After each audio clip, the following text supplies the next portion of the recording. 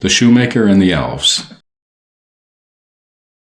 The Beacon's Second Reader, by James Hiram Fassett. A shoemaker and his wife lived in a little house on the edge of a wood. They were very, very poor, and each day they grew poorer and poorer. At last there was nothing left in the house but leather for one pair of shoes. "I will cut out this last pair of shoes," the shoemaker said to his wife.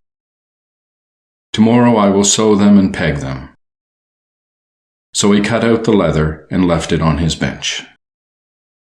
The next morning he went into his shop to make the shoes. What did he see? A pair of shoes all nicely made and ready to be sold. The stitches were so fine and the shoes so well made that they were quickly sold. With the money, the poor shoemaker bought leather for 2 pairs of shoes. Then he said to his wife, "I will cut out the leather for 2 pairs of shoes. Tomorrow I will sew them and peg them." So he cut out the leather for the shoes and left it on his bench. The next morning, when he went into his shop to make the shoes, what did he find? Yes, there were 2 pairs of shoes already made. The work was so well done that those shoes were also sold very quickly. With the money, the poor shoemaker bought enough leather for 4 pairs of shoes.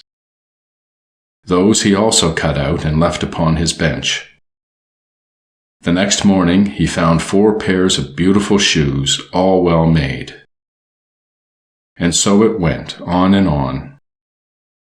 Instead of being a very poor shoemaker, he became a very rich shoemaker. His shoes were so well made that even the queen herself wore them. At last the shoemaker said to his wife, "We must find out who makes the shoes." So one bright moonlight night they hid behind a curtain where they could watch the bench and not be seen.